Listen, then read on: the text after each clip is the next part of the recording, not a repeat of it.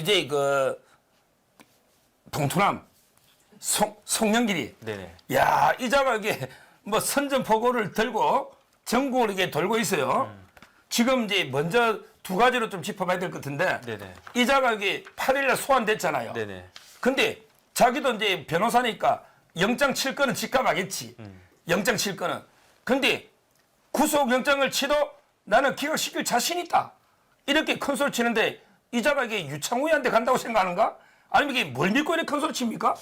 저는 사실 송 대표는 좀 걱정이 됩니다. 이거는 제 생각에는 네. 진짜로 시리어스하게 저분이 정상적인 상황은 아닌 것 같다. 그래서 지난번에 선거할 때 머리도 좀 다치시지 않았습니까? 거기에다가 지금 막 그 측근들이 막 재판받고 이제 자기 이렇게 그 쪼여오는데 근데 그걸 남 탓을 할 수가 없어요.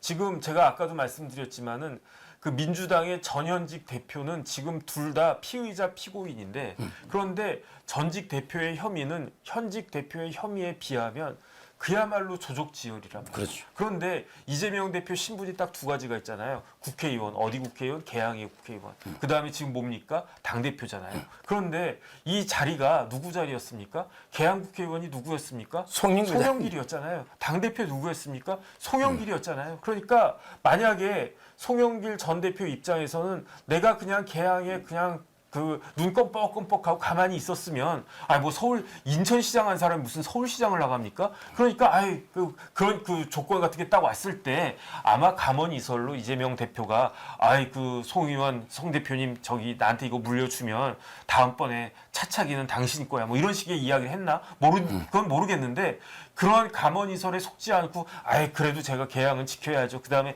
제가 인천시장 하던 사람이 어떻게 서울시에 출마합니까? 이렇게 한마디만 했으면 지금 무사하진 않았겠죠. 왜냐하면 그 사이에 이제 이정근이 이게 해가지고 됐으니까 그래도 어떻게든지 간에 방탄이 됐을 텐데 이게 안 되니까 지금 여러 가지로 지금 정신이 혼란해가지고 법조인이라고는 도저히 생각할 수 없는 그런 말들을 갖다가 내뱉고 있다라고 저는 지금 생각을 하고 있는데 그런데 그럴 수밖에 없는 게 지금 어떤 일이 벌어지고 있냐면요. 오늘이 12월 4일이잖아요. 네, 오늘 재판이 있어요. 누구 재판이 있느냐? 윤관석 강내구 감사 재판이 오늘 있어요.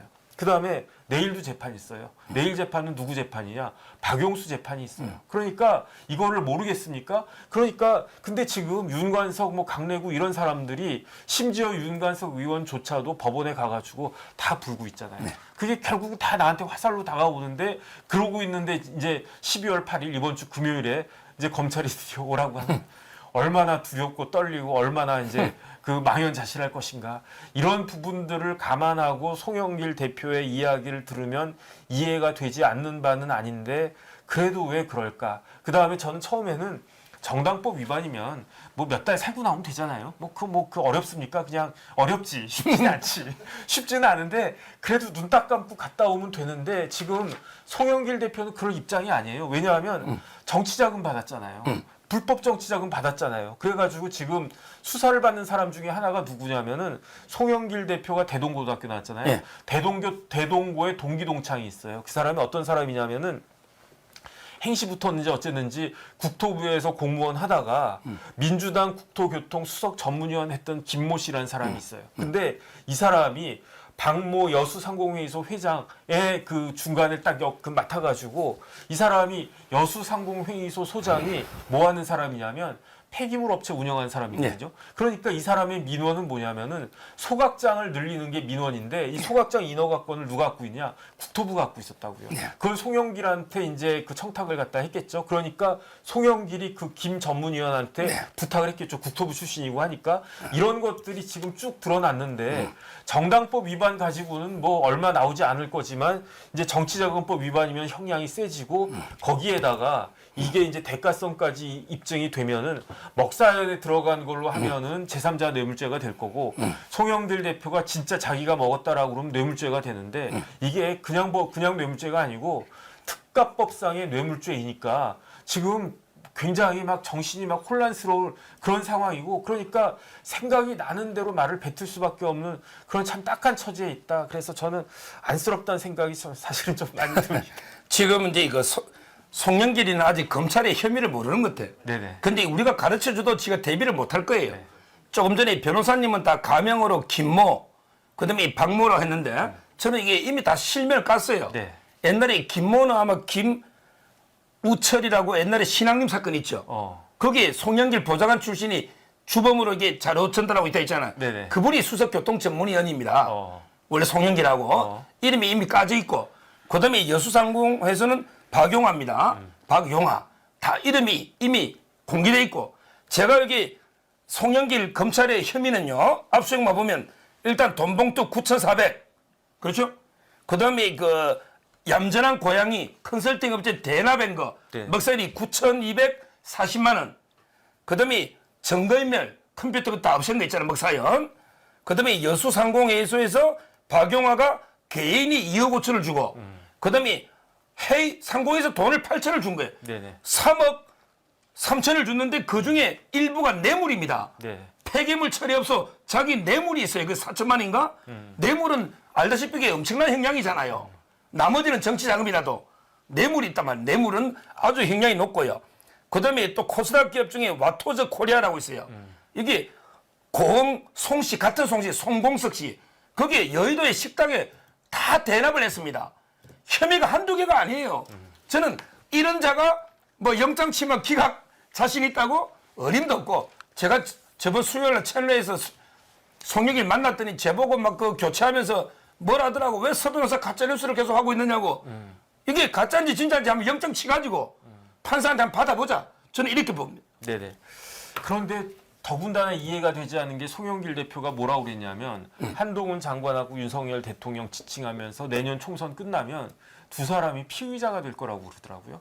그런데 이거는 다른 사람은 몰라도 그 변호사가 할 수 있는 말은 아니거든요. 왜냐하면 한동훈 장관은 그렇다고 치고 그러면서 이제 뭐 방탄 어쩌고 하죠. 그 마치 이재명 대표처럼 한동훈 장관도 국회의원 된 다음에 자기가 피의자 돼서 구속영장 청구됐을 때 방탄 칠 거다. 이런 식으로 이야기를 하던데 한동훈 장관은 그렇다고 치고 윤석열 대통령은 대통령 임기 임기 중에는 형사적으로 소추가 되지 않는다는 게 헌법의 제일 앞부분에 나와 있는 거 아니겠습니까? 누구나 다 아는 내용 아니겠습니까? 그것도 지금 기억을 못하나? 저는 좀 심각하다 다시 한번 생각이 됩니다.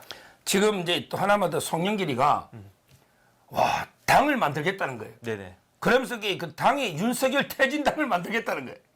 근데 국민이 뽑은 대통령을 아무 이유 없이 끌어내리겠다.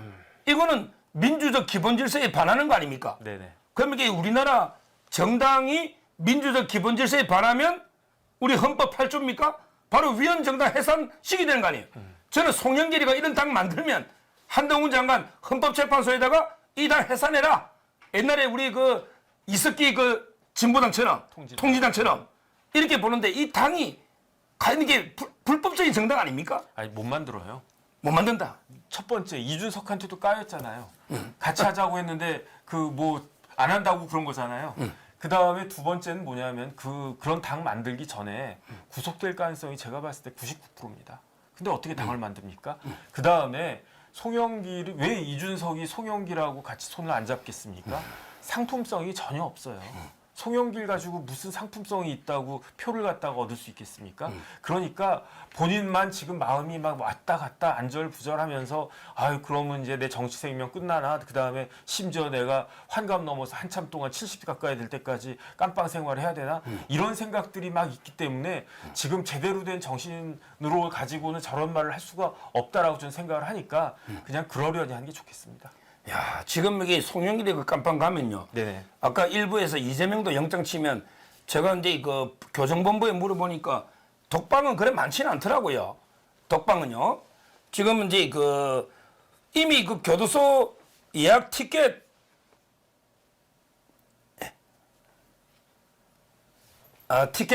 지금 이게 예약된 티켓이요. 지금 상당히 많이 있습니다. 지금 이제 그 조국 장관도 실형이 2년 나왔죠? 네네. 항소 기각되거나 항소하면 이게 구속됩니다. 그 다음에 이번에 송철호 건에서 보면 송철호 3년, 황운하 3년, 그 다음에 그 민정비서관, 그것도 이게 2년 아닙니까? 지금 이게 전부 실형이 나왔거든요. 네네. 그리고 이제 그 송영길이, 그 다음에 만약에 이재명이, 이러면 이게 다 어디에 수감해야 됩니까? 이게 다 홍거방에 한 번에 잡아내야 됩니까? 이거 따로 보통 이 정도 건물이면 독방주의대는 어떻게 해야 됩니까? 그걸 뭐 구속에서 알아서 하겠죠. 그 다음에 이제 그 형이 확정이 되면 예. 그때 이제 구치소가 아니고 적당한 데다가 이제 분산해가지고 배치하면 될 것 같은데 뭐 그것까지 걱정할 건 아닌 것 같습니다.